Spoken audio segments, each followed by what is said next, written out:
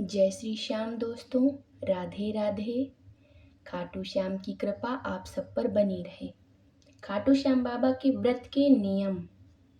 आज हम आपको बताएंगे खाटू श्याम बाबा के व्रत के नियम कि हम कैसे बाबा का व्रत करें और हमें फल की प्राप्ति हो। खाटू श्याम बाबा का व्रत करने के नियम हैं कुछ नियम, जैसे कि आप जो भक्त पूरी श्रद्धा और विश्वास के साथ व्रत का पालन करते हैं, बाबा की असीम कृपा प्राप्त होती है। सबसे पहले क्या करना है आपको, व्रत का संकल्प आप सुनिए। सबसे पहले व्रत शुरू करने से पहले खाटू श्याम जी के चरणों में संकल्प लें आप। जो भी आपको जो भी आपकी श्रद्धा, जो आपको बोलना है वो संकल्प लें आप बाबा के सामने। अपने मन में यह निश्चित करें कि आप इस व्रत को श्रद्धा और नियम से पूरा करेंगे। दूसरा क्या है, संयम। व्रत के दिन सात्विक और शुद्ध फलाहारी आपको क्या करना है, फलाहारी करना, शुद्ध और सात्विक। प्याज, लहसुन और शराब का त्याग, यानी प्याज और लहसुन वर्जित है बाबा के इस पे। आप किसी भी व्रत पे भी आप प्याज लहसुन उपयोग नहीं कर सकते, इसलिए आपको सात्विक ही करना है। कुछ लोग इस दिन जल का सेवन ही करके इस व्रत का पालन करते हैं। कुछ लोग हैं कि फल और जल दोनों पीकर ही व्रत करते हैं, जिसकी जैसी श्रद्धा होती है। साफ सफाई। व्रत वाले दिन स्नान करके साफ और सुथरे, साफ और अच्छे वस्त्र पहनने आपको, साफ सुथरे। वही जो डेली आप पहनते हो आप वही पहन सकते हैं, लेकिन साफ सुथरे होने चाहिए। हो सके तो आप पीला पहनिए, क्योंकि बाबा को पीली चीज बहुत प्रिय है, तो आप पीला ही पहनिए। शरीर और मानसिक शुद्धता का भी ध्यान रखें। आप अपनी मानसिक शुद्धता होते ना, उस दिन आप किसी को कुछ अपने मुंह से ऐसा कुछ मत बोलिए कि गुस्सा है आपको, इसलिए किसी से बुरा व्यवहार ना करें। ये सब आपको ध्यान रखना होगा। पूजा के अर्चना कैसे करनी है, तो आपको प्रातः सुबह उठकर स्नान करना है, और स्नान करना है। संध्या के समय खाटू श्याम बाबा की पूजा करनी है।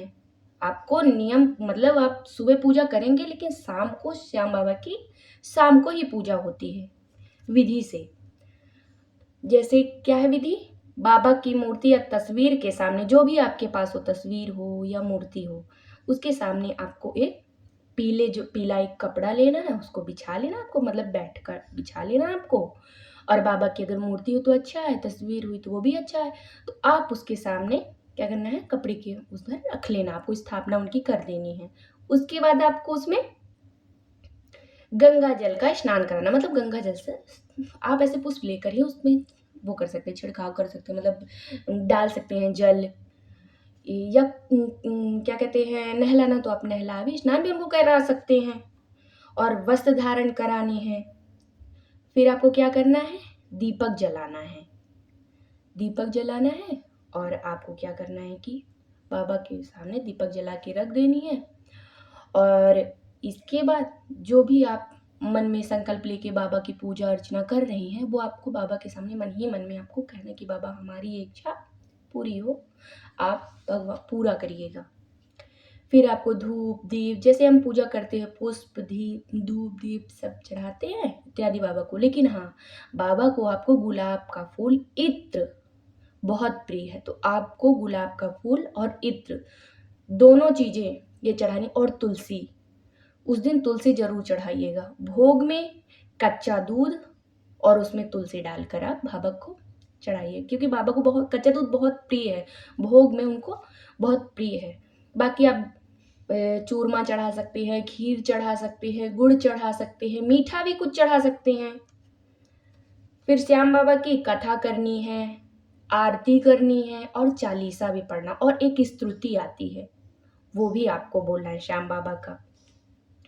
उस दिन आप ब्राह्मणों को भोजन करा सकते हैं, या तो उन्हें आप अन्न वस्त्र कुछ भी दान कर सकते हैं।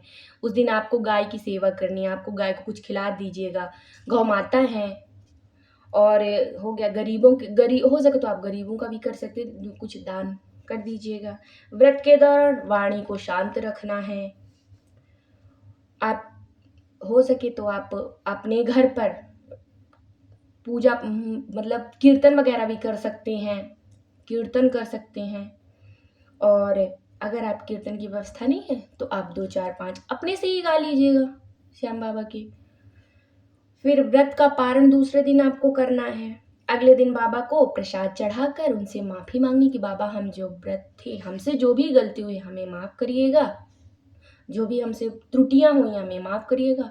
और आपको क्या करना है, बाबा का जो प्रसाद हो वो सबको घर पे देना है आपको, जो भक्त उनको सबको देना है आपको, फिर उसको ग्रहण करना है। तो फिर आपका ये व्रत पूरी तरह से हो जाएगा। बाबा से माफ़ी मांगनी है। अगर इन सब विधियों का आप नियम पूर्वक विधि से आप इस व्रत को करते हैं तो ये निश्चय मान के चलिए कि जो आप सोच रहे हैं कि बाबा मेरा हो जाए, ये मान के चलिए कि आपका वो हो जाएगा। पर ये एक चीज़ है, आपको विश्वास नहीं कम होने देना है। बस ये सुनो कि बाबा आज नहीं तो कल होगा, लेकिन होगा ज़रूर। इसलिए आप सबको मैंने जो ये बताया विधि, आप इस विधि से करिएगा। राधे राधे, जय श्री श्याम।